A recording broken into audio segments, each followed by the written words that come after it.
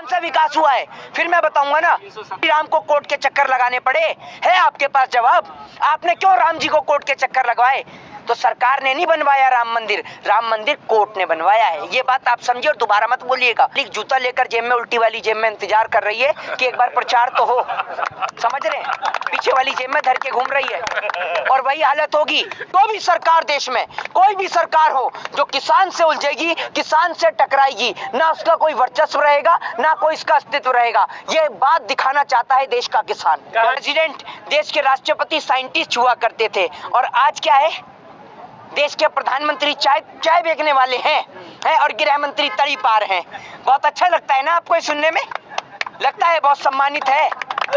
क्या बदलू महोदय आपके बंगाल पहुंच चुका है और आप ध्यान रखिएगा, लेकिन अगर आपने भाजपा वालों को मौका दिया तो वो जो नाम बदलू बंगाल पहुंचा है ना, वो बंगाल का नाम बदल के कंगाल नहीं कर देगा, बंगाल को ही कंगाल कर देगा।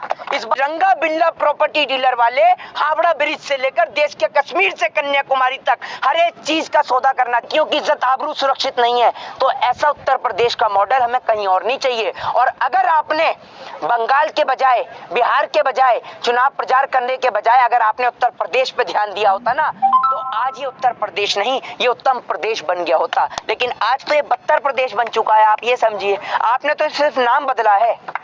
अमित शाह जी कह रहे हैं कि देश का बहुत विकास हुआ है, बंगाल की बारी है, बंगाल में विकास करेंगे। कौन सा विकास हुआ है? एक बात मुझे बताइए ना, कौन सा विकास हुआ?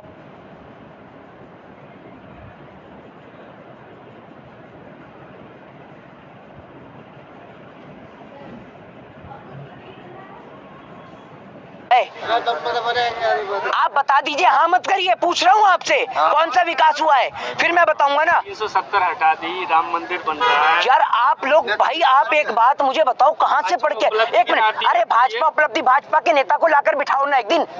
राम मंदिर आप में कम से कम, भाई साहब जितनी बार भी इनसे उपलब्धि पूछ लो ना, जितने भी भाई वीडियो को देख रहे हैं सभी को देख लेगा। पुरानी वीडियो में जब भी पूछो ना, नहीं सुनिए, जब भी इनसे पूछो तो ये राम मंदिर का ही नाम लेते हैं। फंडे खाना था, पैसा नहीं, ये राम मंदिर का ही नाम लेते हैं। राम मंदिर, आप एक बात मुझे बताइए, राम मंदिर देश की 133 करोड़ जनता की आस्था का प्रतीक है भगवान श्री राम। चाहे वो हिंदू हो, मुस्लिम हो, चाहे सिख हो, चाहे ईसाई हो, समझ रहे हैं आप? राम का आपने नाम लिया। एक बात मुझे बताइए, जब आप 3 तलाक का मुद्दा कोर्ट से पारित करा सकते हैं, तो क्या आपकी सरकार की इतनी औकात नहीं है कि भगवान श्री राम का मुद्दा कोर्ट से पारित कराने के बजाय सांसद से पारित कराते, पार्लियामेंट से पारित कराते? क्यों भगवान श्री राम को कोर्ट के चक्कर लगाने पड़े?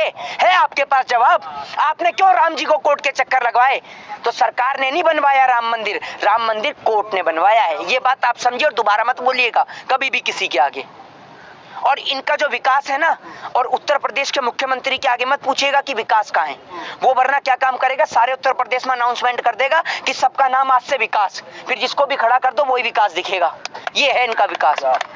आज देश की गरीब जनता की वो हालत है कि जेब में अगर 5 रुपए भी ना हो ना, तो अगर आप शौचालय की बात गिनाने वाले थे, मुझे पता है आपके मुंह से ही पता चल गया था, समझ रहे हैं? आप शौचालय की बात करने वाले थे, तो गरीब जनता का वो हाल है कि अगर जेब में 5 रुपए भी ना हो तो गरीब आदमी शौचालय भी नहीं जा सकता। तो आपने गरीब आदमी के लिए करा क्या है? अगर भारतीय जनता पार्टी के पास कोई मॉडल है, शिक्षा के नाम पर, स्वास्थ्य के नाम पर, रोजगार के नाम पर और बेरोजगारी के नाम पर, या देश के किसान के नाम पर, तो आप उस पे चुनाव लड़िए ना। हिंदू और मुस्लिम के नाम पर कब तक चुनाव लड़ा जाएगा देश में? आपको शर्म आनी चाहिए कि माँ काली भी एक है और राम भी एक है। हिंदू मानने वाला माँ काली को भी मानता है, राम को भी मानता है। देश की 133 करोड़ जनता हिंदू, मुस्लिम, सिख, ईसाई सभी धर्मों में विश्वास रखती है। और देश के प्रधानमंत्री जी को तो बिल्कुल शर्म आनी चाहिए कि किसानों को छोड़कर वहां जाना उचित नहीं था।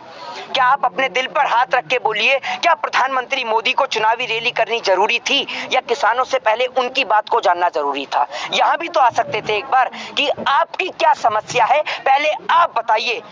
जब आपकी समस्या का समाधान होगा तब देश में चुनाव होगा। तब मैं मानता कि प्रधानमंत्री जी देश हित में कार्य कर रहे हैं और देश के लोग उनके साथ खड़े भी होते। आप बंगाल से आए, किस तरह का माहौल है? माहौल पूरी तरीके से बीजेपी के लिए खराब है। आप ये समझिए, पब्लिक जूता लेकर जेब में, उल्टी वाली जेब में इंतजार कर रही है कि एक बार प्रचार तो हो, समझ रहे हैं? पीछे वाली जेब में धर के घूम रही है और वही हालत होगी जैसी भाजपा की सरकार जाएगी ना देश से। आप ये समझिएगा, जो बोलेंगे ना भाजपा के पक्ष में, पब्लिक यहाँ अड़ा के रखेगी जूता, जहाँ दिखे ना कि देश कैसे बिका। मुंह में तो बात की बात है चाचा, पहले तो सर पे ही पड़ेगा इनके कि रेलवे कैसे बिका, एयर इंडिया कैसे बिका, MTNL कैसे बिका, BSNL कैसे बिका। एक बात आप मुझे बताइए, कॉन्सेप्ट के थ्रू समझिए। आपने मुझे 10 रुपए उधार दिए, अगर मैं आपके 10 रुपए लेके भाग गया तो आप मेरे घर पहुंच जाएंगे, मेरे घर पे जाएंगे, मेरे घर वालों से कहेंगे कि आपका लड़का मेरे 10 रुपए लेके आया, तो आप मेरे घर पे जाके अपने 10 रुपए ले आएंगे। लेकिन देश को चलाने वाले जो अब लोग हैं, इनके तो ना कोई आगे है ना पीछे है। तो भैया बेच दी रेल, बेच दिया एयरपोर्ट, बेच दिया BSNL। तो कल को जब देश बिकेगा, तो जब देश बिकने के बाद आप किसका गलेबान जाके पकड़ेंगे कि अगर रेलवे बिकी तो क्यों बिकी, एयर इंडिया बिकी तो क्यों बिकी, और जब रेलवे बिक गई तो रेल मंत्री को काय बात की तनख्वाह। जब देश में आप सभी चीजों को प्राइवेटाइजेशन कर रहे हैं तो मंत्रियों को तनख्वाह और वेतन भत्ता काय बात का। सरकार भी प्राइवेट कर दो ना, प्रधानमंत्री भी प्राइवेट चुन लेंगे। जब देख रेख ही करनी है तो 50,000 1 लाख रुपए सांसद को क्यों देंगे, 10,000 रुपए में चौकीदार रख के देखभाल करवाएंगे और अच्छी चौकीदारी करेगा। TMC में लंबे समय तक काम किया था मिथुन चक्रवर्ती ने, अब भाजपा में शामिल हुए हैं। मिथुन चक्रवर्ती तो कह ही रहे हैं, मैं पानी वाला सांप नहीं हूँ, मैं कोबरा हूँ, कोबरा। हाँ, समझ रहे हैं। अरे भैया आप कोबरा हैं तो मोदी जी को ढसेंगे, उनके भाजपा वाले को ढसेंगे, हमें ही ढसेंगे हैं, और आप हैं ही कोबरा। ये इतने ऐसे अभिनेता हैं जिनकी आवाज किसान के नाम पर ना, इनके मुंह में सत्ता का फेविकॉल अटक जाता है, गले से आवाज नहीं निकलती। किसानों के नाम पर तो अगर इनके आगे माइक लगा दो तो इनको ऐसा हो जाता है कि मेरे को खांसी है, गले में दर्द हो जाता है, इनके निकल जाते हैं ये। और आप ये देखिए राजनीति करने के लिए कैसे कोबरा आगे आ रहे हैं। अरे कोबरा जी आप ही तो समझिए, आप कोबरा नहीं, आप 2 मुंहे सांप हैं, समझ रहे हैं, जो देश को भी ढस रहे हैं और सत्ता की गुलामी कर कर जो केस और आरोप लग रहे हैं ना, उन्हों से भी बचना चाह रहे हैं। मैं तो कहता हूं कि देश के अंदर शारदा चिटफंड घोटाले का मुद्दा देश में दोबारा खुले और मुकुल राय जैसे आरोपी जो आज बीजेपी का दामन थामे बैठे हैं, कैसे खुलेआम आराम से बैठ के घूम रहे हैं। क्या मुकुल राय के ऊपर कानून कार्रवाई नहीं होनी चाहिए? बीजेपी कौन सा वॉशिंग पाउडर बना रही है?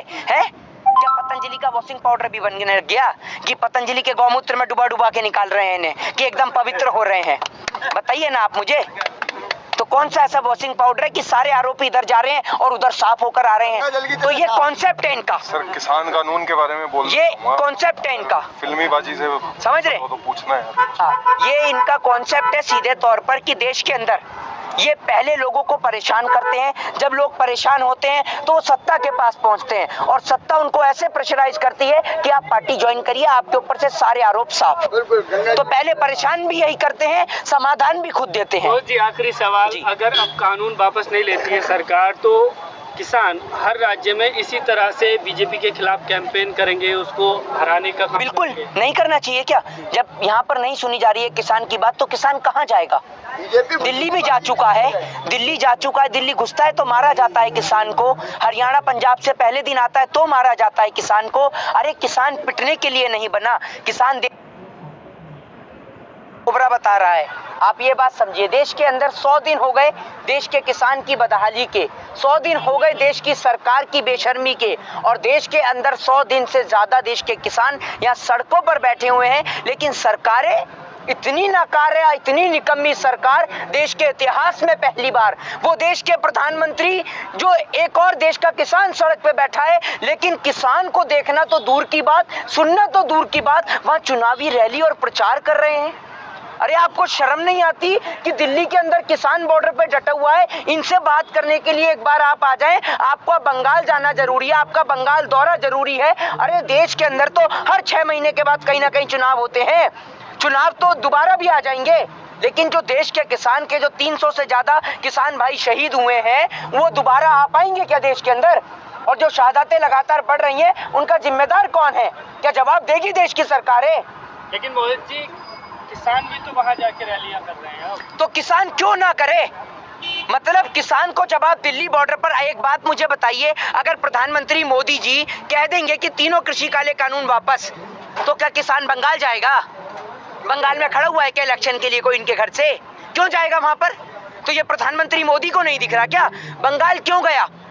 जब दिल्ली में ध्यान नहीं दिया गया, जब दिल्ली के अंदर किसान घुसता है, हरियाणा से पंजाब से जब दिल्ली के अंदर पहले दिन आता है तो इसके ऊपर आंसू गैस के गोले दागे जाते हैं, कभी इसके लिए कटीले वायरों का प्रयोग किया जाता है, कभी इसके ऊपर वाटर कैनन से पानी दागा जाता है। तो आप ये पूरा देश देख रहा है आज किसानों के साथ में, और आप किसानों के ऊपर जब ध्यान नहीं देंगे तो किसान बंगाल भी जाएगा, असम भी जाएगा, तमिलनाडु भी जाएगा, केरला भी जाएगा और पुडुचेरी भी जाएगा। किसानों की जो नए कानून हैं उनको वापस करने की है भाजपा को। कश्मीर से कन्याकुमारी तक किसान जाकर अपना वर्चस्व दिखाएगा कि क्या ताकत है किसान की, और किसान से उलझने वाली सरकार की हालत क्या होगी ये किसान आपको दिखाएगा। कि जो भी सरकार देश में, कोई भी सरकार हो जो किसान से उलझेगी, किसान से टकराएगी, ना उसका कोई वर्चस्व रहेगा, ना कोई इसका अस्तित्व रहेगा। ये बात दिखाना चाहता है देश का किसान। कहा जा रहा है कि अब किसान सियासत करने लगे हैं, राजनीति में आएंगे क्या? तो एक बात मुझे बताइए, तो ये क्या राजनीति की कोई डिग्रियां दी जाती हैं? एक समय वो था कि देश को चलाने वाले देश के प्रधानमंत्री इकोनॉमिस्ट हुआ करते थे, और देश के प्रेसिडेंट, देश के राष्ट्रपति साइंटिस्ट हुआ करते थे, और आज क्या है? देश के प्रधानमंत्री चाय बेचने वाले हैं और गृह मंत्री तड़ी पार हैं। बहुत अच्छा लगता है ना आपको ये सुनने में? लगता है बहुत सम्मानित है। क्या बात कर रहे हैं, हद नहीं आती। तो आप ही लोगों ने, देश की जनता ने चुना है। तो आप लोगों में आप नहीं आते, आपकी सबसे ज्यादा भूमिका है, आपका तो बस नहीं चलता। आपने लोगों ने तो चाटुकारिता के साथ दे रही है ना, तो वोट देने के लिए परेशान किसने करा? मोहित जी, हम जैसे तो जेल भी जा रहे हैं सच दिखाने के चक्कर में। आप क्या करें बताओ? अब आप समझ ही नहीं पा रहे। आपके माध्यम से नेशनल चैनल को संकेत है, नेशनल चैनलों को संकेत है। हम नहीं डरते, आपको डर बोल रहे थे। तो हमने कौन सा डरे? अरे भैया सुनिए, अगर हम डरते ना तो हम बोलते नहीं, समझ रहे? नहीं, मैं क्या कह रहा हूँ, हम डरते तो हम बोलते नहीं, हम तो खुल के बोलते हैं और देश के किसान के समर्थन में बोलते हैं। अरे भाई आप सुनिए, देश के अंदर भगत सिंह को कोई चुनावी इलेक्शन नहीं लड़ना था, देश को आजादी दिलानी थी। राजगुरु सुखदेव को कोई चुनावी प्रचार नहीं करना था, देश में इलेक्शन नहीं लड़ना था। शहीद चंद्रशेखर आजाद को इलेक्शन नहीं लड़ना था, समझ रहे? तो वो लोग देश से प्रेम करते थे और हम देश से प्रेम करने वाले लोग हैं। और आप इस बात को समझिए, हम इस गुलदस्ते के 4 सुनहरे फूल हैं, हिंदू, मुस्लिम, सिख और ईसाई। अगर एक फूल टूट जाएगा ना तो पूरे गुलदस्ते की रौनक खराब हो जाएगी, और हमें इस रौनक को खराब नहीं होने देना। देश को बचा के रखना है, बरकरार करके रखना है। यही कह रहे हैं कि आप देश से प्यार करते हैं। भारतीय जनता पार्टी भी यही कह रही है, जो कुछ हो रहा है देश हित में हो रहा है, चाहे नोटबंदी हो, चाहे कोई और मामला हो। ये किसान बिल जो है ये भी इनके फेवर में आया है, और देश के किसानों का फायदा होगा, देश का फायदा होगा। एक बात मुझे बताइए, पिछले 7 सालों में देश के फायदे के तहत नाम बदलने के अलावा कौन सा फायदा इस देश ने देखा है? एक ऐसे मेडिकल कॉलेज का नाम बताइए जो प्रधानमंत्री मोदी जी के द्वारा बनाया हो। एक ऐसे हॉस्पिटल का नाम बताइए जो प्रधानमंत्री मोदी के द्वारा बनाया हो। एक ऐसे नए एयरपोर्ट का नाम बताइए जो प्रधानमंत्री मोदी के द्वारा बनाया गया हो। एक ऐसे नए विश्वविद्यालय का नाम बताइए जो प्रधानमंत्री मोदी के द्वारा बनाया हो। बताइए ना आप मुझे, कैसे भारत को विश्वगुरु बनाएंगे?